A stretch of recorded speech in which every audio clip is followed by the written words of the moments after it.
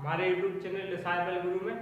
और आज बात करेंगे पृथ्वी के भूगर्भिक इतिहास की। दोस्तों, हमने पिछली वीडियो में पृथ्वी की आंतरिक संरचना की जिस प्रकार से बात की थी, उसी प्रकार पृथ्वी के भूगर्भिक इतिहास की भी चर्चा हम विस्तार से करेंगे। लेकिन चूंकि लॉकडाउन चल रहा है, तो इस संबंध में मेरा आपको सुझाव है कि एक मूवी द कोर नाम से एक मूवी है, जिसे आप लॉकडाउन के टाइम में बिल्कुल देख सकते हैं। इस मूवी के माध्यम से जो हमने वीडियो के पार्ट 1 मतलब पृथ्वी की आंतरिक संरचना में जो वीडियो हमने के माध्यम से हमने स्टडी की थी, उसी को विजुअल आप देखेंगे उस मूवी में। हालांकि उस मूवी में इतना ज़्यादा समझाया नहीं गया है, लेकिन फिर भी आप समझ सकते हैं किस तरह से उसमें पृथ्वी की आंतरिक संरचना को दिखाया है। उसमें क्रोड की प्लास्टिक अवस्था की भी बात की गई है, तो आप उस मूवी को जरूर देखें। तो आज के टॉपिक को बिना समय गवाए शुरू करते हैं। दोस्तों, टॉपिक शुरू करने से पहले वीडियो को लाइक करें और ज़्यादा से ज़्यादा शेयर करें और चैनल को सब्सक्राइब करें। तो आइए बात करते हैं पृथ्वी के भूगर्भिक इतिहास की। दोस्तों, पृथ्वी का भूगर्भिक इतिहास जो है, उसकी जानकारी उल्का पिंडों और चंद्रमा के माध्यम से हमें प्राप्त होती है। चंद्रमा के जितने भी नमूने अभी तक लिए गए हैं, या जो अभी दक्षिणी ध्रुव पर हमारा चंद्रयान 2 भेजा गया था, जो कि 99% तक सफल रहा था, उस के माध्यम से जो आंकड़े या नमूने हमें प्राप्त हुए हैं, उसके माध्यम से पृथ्वी की भूगर्भिक इतिहास की जानकारी हमें प्राप्त होती है कि आप जो देख रहे हैं अभी, कितने सारे जीव हमारे आसपास हैं, वातावरण में, चारों पर्यावरण में जीवों का जो जैव विविधता में हमें प्राप्त होती है, महासागर है, महाद्वीपों की उत्पत्ति किस तरह से हुई, इस संबंध में पूरी जानकारी भूगर्भिक इतिहास से प्राप्त करने की कोशिश की गई है। साथ ही समय का विभाजन भी भूगर्भिक इतिहास में किया है। तो आइए बात करते हैं पृथ्वी के भूगर्भिक इतिहास की।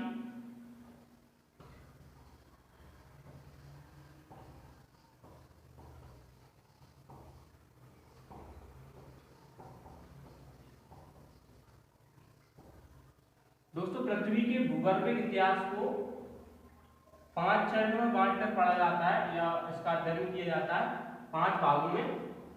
पहले भाग जो भाग है आद्य महाकल्प, अभी विस्तार से समझेंगे कल्प महाकल्प क्या होते हैं। आद्य महाकल्प, पुराजीवी महाकल्प, मध्यजीवी महाकल्प,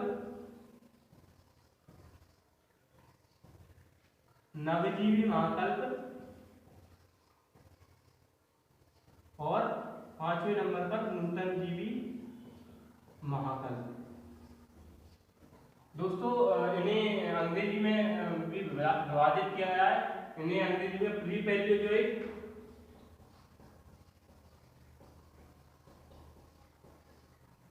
इसे अंग्रेजी में प्री पैलियोजोइक कहते हैं, प्राजीवी को पैलियोजोइक कहते हैं। इसके बाद मध्यजीवी को मियोजोइक कहते हैं।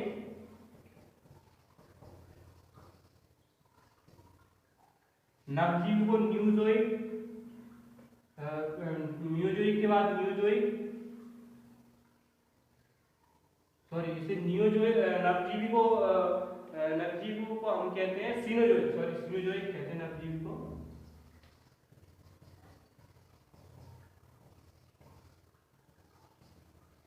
नूतन जीवी को कहते हैं न्यूजोइक।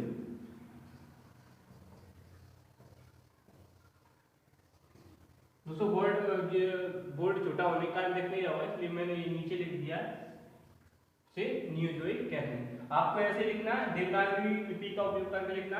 इनका समय विभाजन देख लेते हैं कब से कब तक है। ये 600 मिलियन वर्ष, 600 मिलियन वर्ष।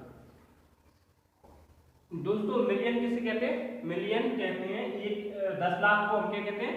मिलियन कहते हैं। और तो ये 6 करोड़ वर्ष पूर्व की बात करते हैं हम। 600 मिलियन वर्ष से प्रारंभ से, कहाँ से प्रारंभ से 600 मिलियन वर्ष, यानी जब पृथ्वी की बनना शुरुआत हुई थी, प्रारंभ से 600 मिलियन वर्ष। इसकी बात करें तो 600 मिलियन वर्ष से 250 मिलियन वर्ष, मैं इसे शॉर्ट में लिख देता हूँ मिलियन वर्ष, और 250 से 70 मिलियन वर्ष, मिलियन ईयर। इसकी बात करते हैं नवजीवी की, 70 से 25 तक 70 से 25 मिलियन 25 या 1 सॉरी 25 नहीं 70 से 1 मिलियन वर्ष 1 मिलियन ईयर और न्यूजोइक को 1 मिलियन ईयर से कब तक आज तक। तो ये समय का विभाजन किया जाता है आदि महाकल्प, पुराजीवी, मध्यजीवी, नवजीवी और नूतन जीवी महाकल्पों में प्री पैलेयोजोइक, नियोजोइक, सीनोजोइक और नियोजोइक। प्रारंभ से 600 मिलियन वर्ष, 600 से 250, 250 से 70, 70 से 1 और 1 से आज तक। दोस्तों पढ़ने में थोड़ा सा आपको इनके नाम टफ लग रहे होंगे, एग्जाम में इसी नाम से पूछे जाते हैं, पैलेयोजोइक, नियोजोइक, सीनोजोइक, नियोजोइक, इसी तरह से पूछे जाते हैं, लेकिन आप 2-4 बार इनको लिखेंगे तो आपको याद हो जाएंगे। दोस्तों बात करते हैं कल्प की। महाकल्प क्या होता है? दोस्तों कई वर्ष पूर्व जो पृथ्वी के जब बनना प्रारंभ हुई थी तब कई करोड़ों वर्ष की बात होती है, तो उस एयर को या उस एज को छोटा से छोटा करने के लिए किसमें बांट दिया? महाकल्प में बांट दिया।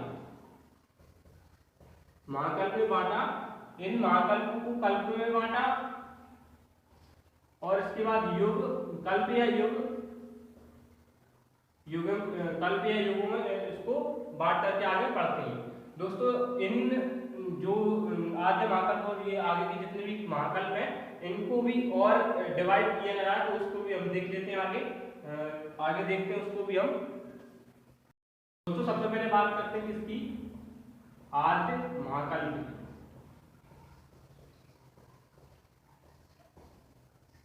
आद्य महाकल्प की बात करते हैं प्रारंभ से समय, उसके पहले रूपरेखा में समय हमने लिख दिया था, यहाँ दोबारा नहीं लिखा हमने।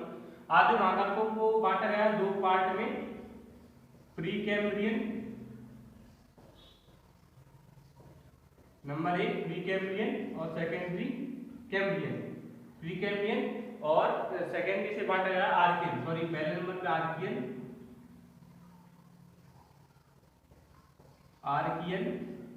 और सेकेंडरी बांटा गया प्री कैम्ब्रियन।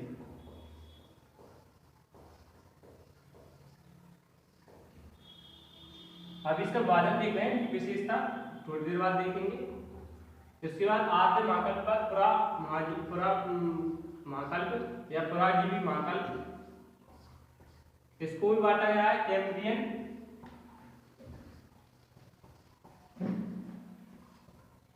ऑर्डोविशियन,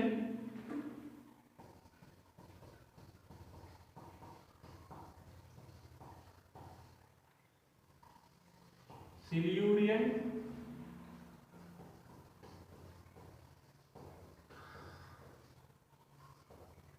डेवोनियन,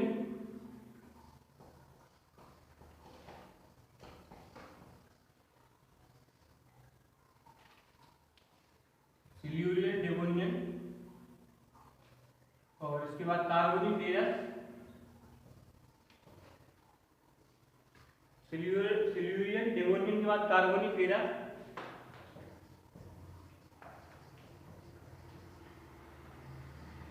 और पर्मियन।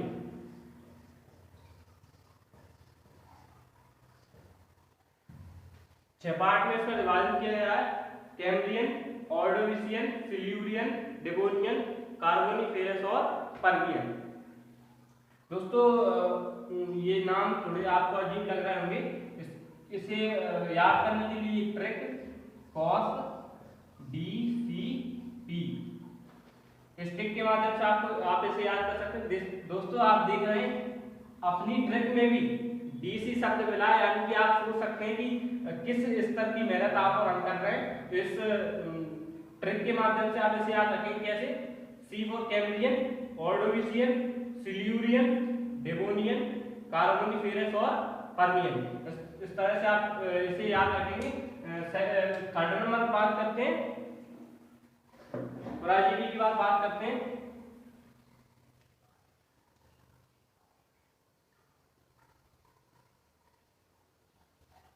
मध्यजीवी की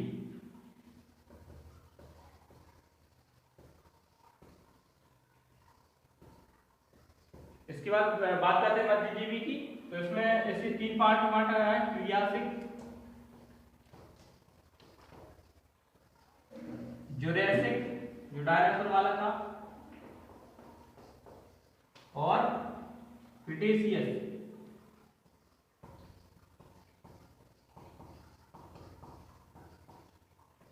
तो फिर से इसका मध्यजीवी का विभाजन 3 पार्ट में कर दिया है, ट्रियासिक, जुरासिक और क्रिटेशियस में। दोस्तों ये तो सरल नाम है, तो आप इनको याद कर सकते हैं, इसके लिए कोई ट्रिक की जरूरत नहीं है। चौथे की बात करते हैं, नरजीवी महाकल्प। नरजीवी महाकल्प की बात करते हैं तो इसे भी बांटा गया है। नंबर 1 पर्मियन, इसे भी और सॉरी पर्मियन में पैलियोजोइक, पैलियोसीन में इसे बांटा गया है, पैलियोसीन।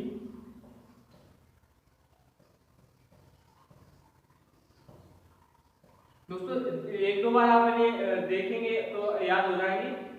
इयोसीन, इसके बाद ओलिगोसीन,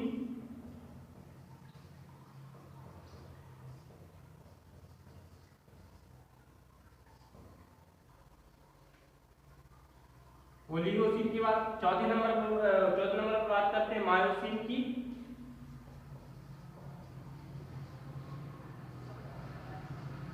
दोस्तों चौथे नंबर पर आता है मायोसीन, उसके बाद आता है प्लायोसीन।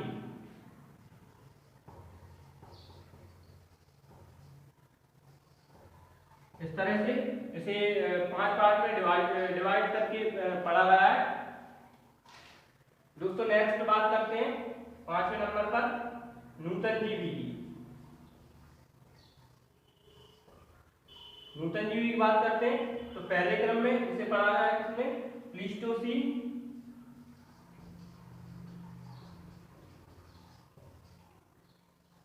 और दूसरे में होलोसीन।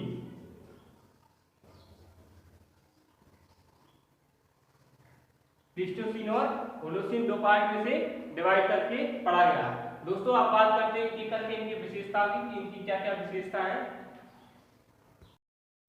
तो दोस्तों अब बात करते हैं आर्कियन की विशेषताओं की, कि आर्कियन में जो युग था उसमें क्या क्या विशेषताएं प्राप्त होती है, उसमें किन किन घटनाओं ने जन्म लिया, कौन कौन सी घटनाएं घटी। तो सबसे पहले इसे प्राक जैविक काल कहते हैं। प्राक यानी प्राथमिक जैविक काल, यानी कि सबसे पहले जिस काल का प्रारंभ हुआ उसको प्राक कहेंगे, प्राक जैविक काल जिस आर्कियन को कहते हैं। इसके बाद चट्टानों में ग्रेनाइट और नीस की प्रधानता थी।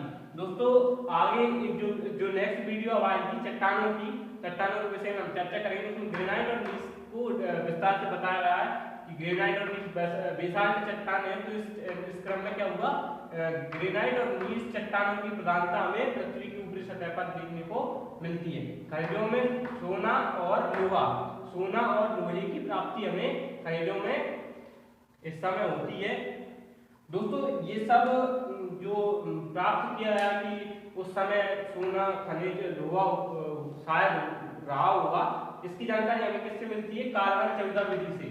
कार्बन 14 विधि क्या है, ये रेडियो सक्रिय पदार्थों में, या जो कार्बन 14 विधि है, कार्बन 14 रेडियो, ये 12 विधि भी है, कार्बन 12 और 14 रेडियो सक्रिय पदार्थ जो होते हैं, रेडियो सक्रिय पदार्थों के माध्यम से चट्टानों की आयु ज्ञात की जाती है।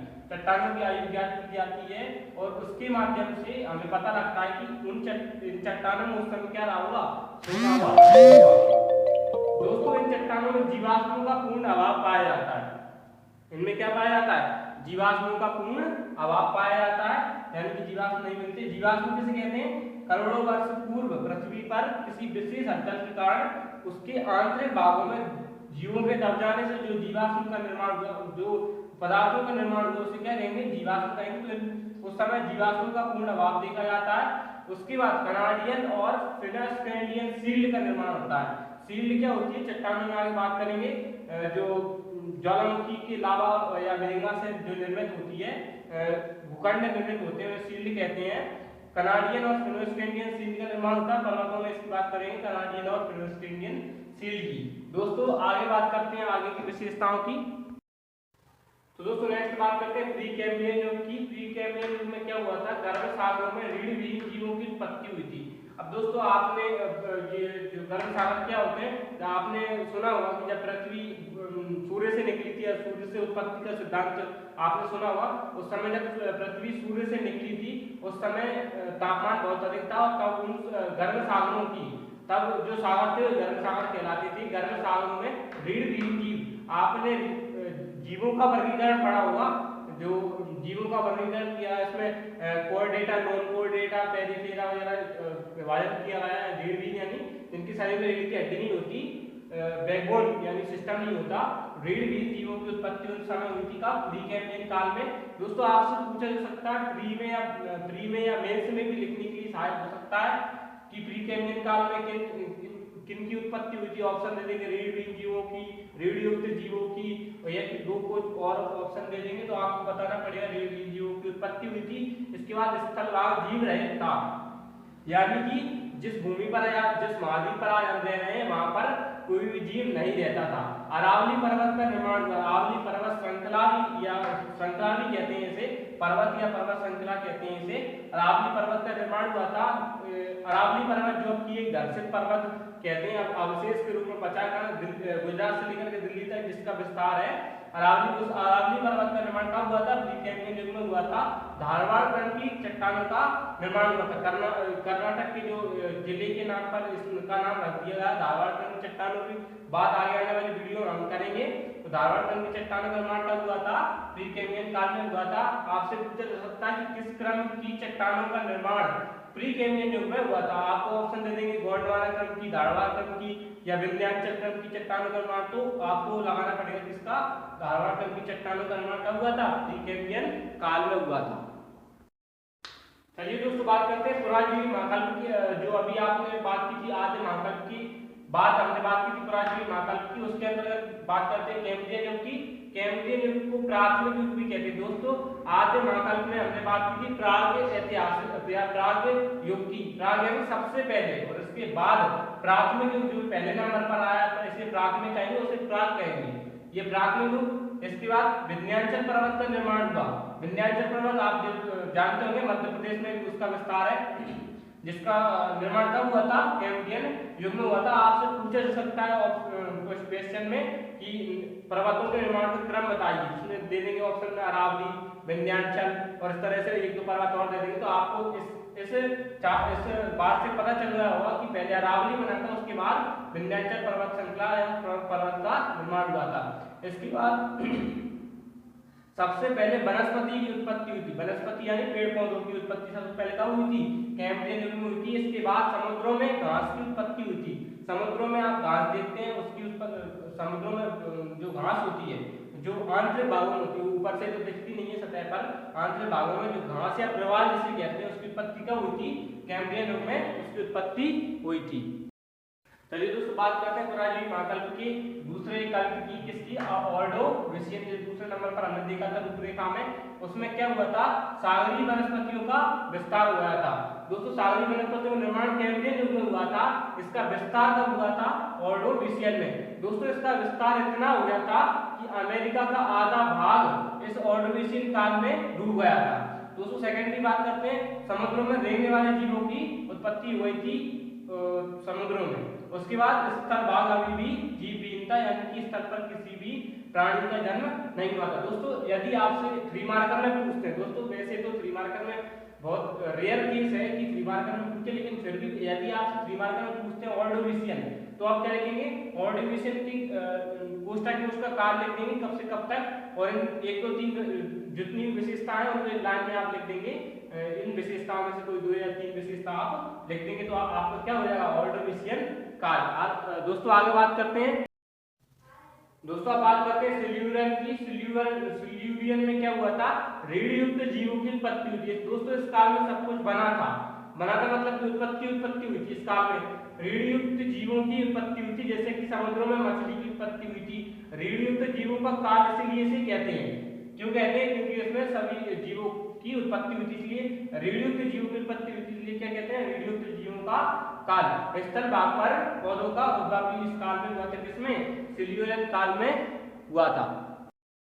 दोस्तों अब बात करते हैं डेवोनियन की। डेवोनियन में क्या हुआ था? मछलियों का विकास हो गया था। मछलियों की जो प्रजातियों की उत्पन्न हुई थी उसका विकास हुआ था स्कार्पिंग इसमें डिवोनियन में, इसलिए इसे क्या कहते हैं, मत्स्य भी कहते हैं। उभयचर जीवों की इसमें उत्पत्ति हुई थी। उभयचर जीव क्या होते हैं, तो जल में भी रह सकते हैं और थल में भी। इसका उदाहरण क्या है, मगरमच्छ। मगरमच्छ की उत्पत्ति हुई थी डिवोनियन काल में। दोस्तों बात करते हैं कार्बोनिफेरस की। आपको इसके नाम से लग रहा होगा कार्बोनिफेरस, यानी कि कार्बन जैसा कुछ तत्व इसमें शायद रहा होगा। तो दोस्तों सही बात है, कार्बन जैसा तत्व इसमें हुआ। क्या हुआ, इसमें गोंडवाना की चट्टानों का निर्माण इसमें हुआ है। गोंडवाना की चट्टानों का निर्माण कैसे होता है दोस्तों, ये गोंडवाना पहले समझ लेते हैं गोंडवाना क्या है। दोस्तों ये पृथ्वी हमारी, इस पृथ्वी पर सबसे पहले जो थे महाद्वीप इधर उधर बिखरे हुए थे दो भागों में, इनका विभाजन आगे जाकर के हुआ किसमें, अंगारा लैंड और गोंडवाना लैंड। तो इस नीचे वाले भाग को क्या कहते हैं, गोंडवाना कहते हैं। गोंडवाना लैंड का विभाजन हुआ था। इसके बीच में एक सागर था, कौन सा सागर था, टेथिस सागर।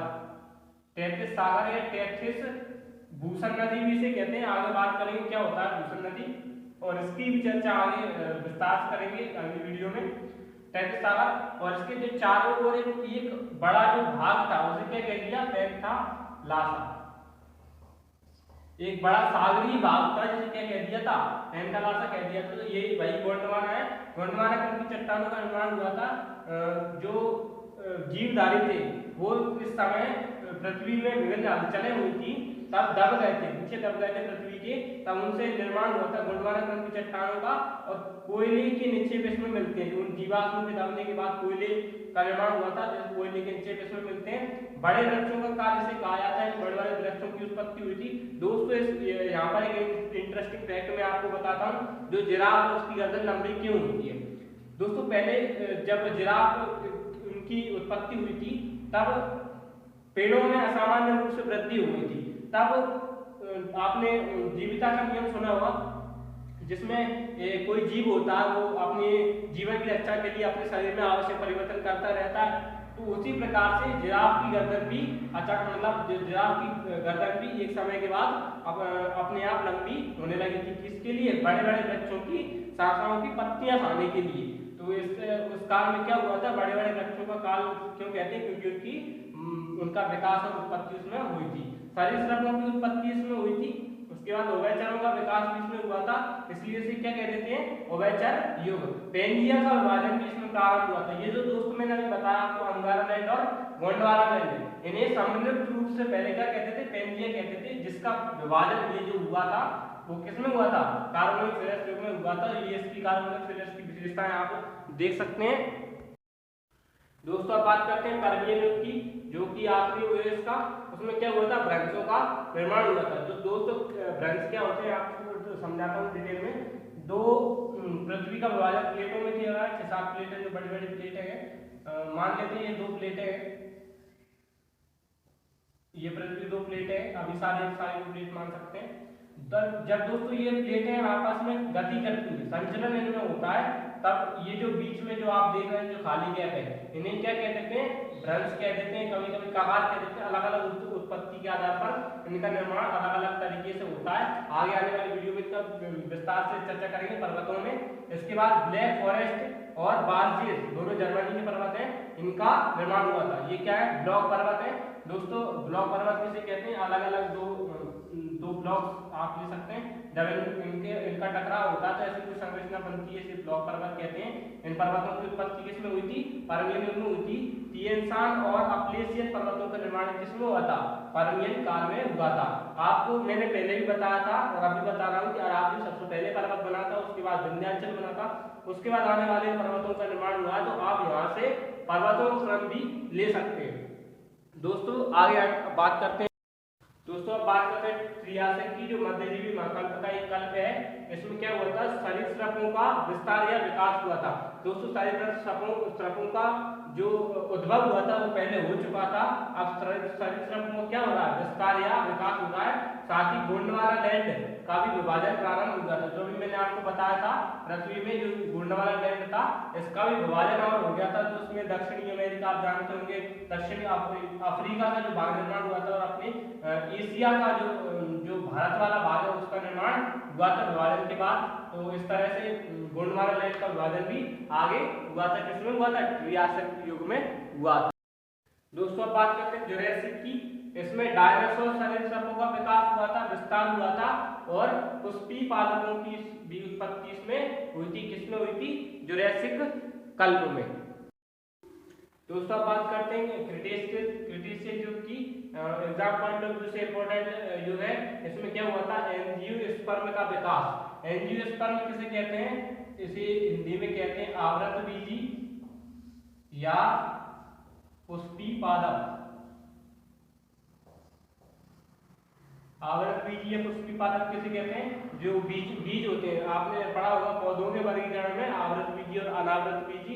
पौधों वाले ना पौधे वाले जो बीज वाले आपने पढ़ा होगा उनको कहते हैं, उनको आवृतबीजी अनावृतबीजी कहते हैं। उनका विकास कब हुआ था, क्रिटेशियस युग में हो गया था। उसके बाद रॉकीज और एंडीज पर्वत, दोनों पर्वत कहाँ के हैं, एक तो ये जो रॉकीज है वो उत्तरी अमेरिका, और एंडीज ये दक्षिणी अमेरिका का पर्वत, आपको पता होगा दक्षिणी अमेरिका, दक्षिण अमेरिका का पर्वत है ये। रॉकीज और एंडीज पर्वत निर्माण कब हुआ था, क्रिटेशियस युग में।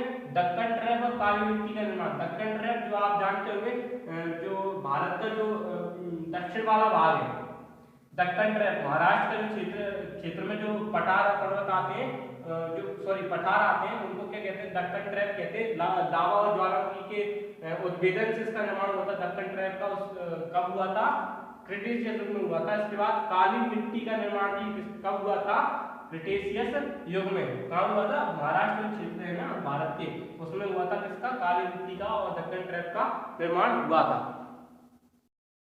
दोस्तों अब बात करते हैं नवजीवी महाकल्प की। दोस्तों आपको अभी सही थोड़ी वीडियो क्वालिटी सही नहीं आ रही है, क्योंकि मार्केट में एक खत्म हो चुकी है, तो इसका व्यवस्था करेंगे अभी थोड़ी देर बाद। बात करते हैं नवजीवी महाकल्प की। इसे टर्शियरी युग भी कहते हैं। टर्शियरी युग में चट्टानों के कारण बात करेंगे आगे। इसमें पहले देख लेते हैं पैलियोसीन की बात कर लेते हैं। इसमें क्या हुआ था, अल्पाइन पर्वतीकरण हुआ था इसमें, और उच्च वीर बंदरों की इसमें क्या हुई थी, उत्पत्ति हुई थी। दोस्तों ऐसे बंदरों की उत्पत्ति हुई थी, इनमें पूंछ नहीं थी, यानी उच्च वीर बंदरों की इसमें उत्पत्ति हुई थी। बात करते हैं इयोसीन की। इसमें क्या हुआ था, स्तनधारी जीवों की उत्पत्ति हुई थी। आज स्तनधारी आप जानते होंगे, चमगादड़ उसका सबसे बड़ा उदाहरण है। इसके बाद हाथी और घोड़ा भी किसमें आते हैं, स्तनधारी जीवों में आते हैं। इनकी उत्पत्ति कब हुई थी, इयोसीन काल में इनकी उत्पत्ति हुई थी स्तनधारी जीवों की। बृहद हिमालय का निर्माण भी हुआ था किसमें, इयोसीन काल में। आप जानते होंगे हिमालय का वर्गीकरण 3 भागों में किया गया, बृहद, मध्य हिमालय और शिवालिक हिमालय के रूप में। तो बृहद हिमालय का निर्माण कब हुआ था, इयोसीन काल में हुआ था।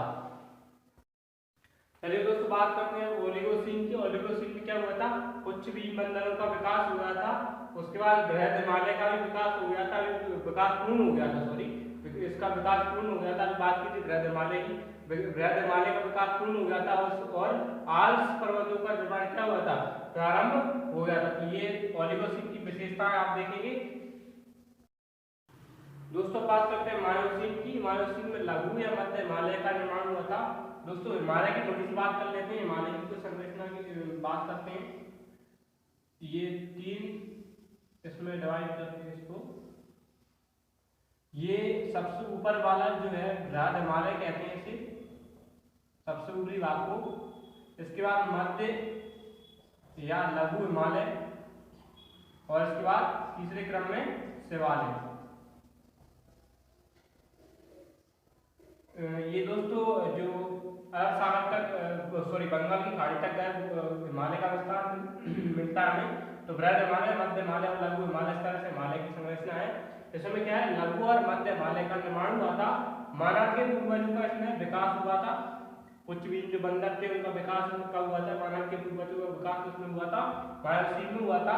आधुनिक स्तनधारियों की उत्पत्ति हुई थी शिवालिक पर्वत श्रेणी की उत्पत्ति कब हुई थी, यानी कि इस वाली पर्वत श्रेणी की उत्पत्ति कब हुई थी, सॉरी मायोसीन में हुई थी। इसमें क्या हुआ था, मायोसीन में लघु और मध्यम आले का निर्माण पूर्ण हो गया था। प्लायोसीन में क्या हुआ था, मानव के पूर्वजों का विकास हुआ था, आधुनिक स्तनधारी जीवों का उत्पत्ति हुई थी और शिवालिक पर्वत श्रेणी की उत्पत्ति भी किसमें हुई थी, प्लायोसीन में हुई थी। दोस्तों अब बात करते हैं नूतन महाकल्प की, जो आखिरी महाकल्प है उसमें बात करते हैं प्लीस्टोसीन युग की। दोस्तों यदि आपको सही से ना देख रहा हो तो आशा करूंगा आप थोड़ा जो मैं बोल रहा हूँ उसके हिसाब से सुन करके लिखें, एडजस्ट करें थोड़ा सा। इसमें देखेंगे हिमयुग दृष्टिगोचर होते हैं। हिमयुग क्या होते हैं, बड़े बड़े जो उस समय पृथ्वी का निर्माण उत्पत्ति हो रही थी, उस समय बर्फ की चादरें पृथ्वी पर देखी गई थी, जिनमें क्या हुआ था कि हिमयुग देखे गए थे। इनमें गुंज, मेडेल, बुर्म, इस तरह की और मिस करके भी था, इस तरह के 4 हिमयुग की क्या हुई थी, उत्पत्ति हुई थी। यह 4 हिमयुग देखे गए। ये मिस नहीं रिस है, ये रिस। 4 हिमयुग थे, कौन कौन से, गुंज, मेडेल, रिस और बुर्म। इस तरह के हिमयुग 4 हिमयुग देखे गए थे। पक्षियों की उत्पत्ति, जो आसमान में आज पक्षी देख रहे हैं, उनकी उत्पत्ति कब हुई थी, प्लीस्टोसीन युग में हुई थी। मानव का विस्तार हुआ था, मानव अफ्रीका में, ऐसा माना जाता है कि अफ्रीका में मानव की उत्पत्ति हुई थी। तो अफ्रीका से इसका विस्तार कहाँ हुआ था, यूरोप और एशिया तक इसका विस्तार हो गया था, मानव का विस्तार हो गया था। मानव और स्तनपायी की वर्तमान स्वरूप का विकास हुआ था। आज जो हम मानव है, जिसके 2 हाथ हैं, 2 पैर हैं, 1 नाक है, 2 आंख है, उसका विस्तार कब हुआ था, या उसका निर्माण कब हुआ था, प्लीस्टोसीन युग में हुआ था। अमेरिका की महान झील, आपने सुना होगा अमेरिका में 5 महान झीलें हैं, मिसिसिपी, मिसूरी, मिशिगन, इस तरह से करके और 2 और 5 झीलें हैं। उनका भी निर्माण या विस्तार कब हुआ था, प्लीस्टोसीन युग में उनका निर्माण हुआ था। दोस्तों इसके बाद देखते हैं आखिरी होलोसीन। होलोसीन में क्या हुआ था, तापमान में वृद्धि होने लगी थी और हिमयुग समाप्त हुए थे। जो पहले हिमयुग बने थे उनकी समाप्ति हुई थी किसमें, होलोसीन में, और तापमान में वृद्धि हुई थी। विश्व की वर्तमान दशा, दोस्तों आज देख रहे हैं कि जो उत्तरी अमेरिका है, दक्षिणी अमेरिका है, अफ्रीका है, यूरोप और एशिया के भाग हैं, और जो ऑस्ट्रेलिया के भाग हम देख पा रहे हैं, उनकी उत्पत्ति कब हुई थी, होलोसीन में, वो पूरे उनका निर्माण हो गया था।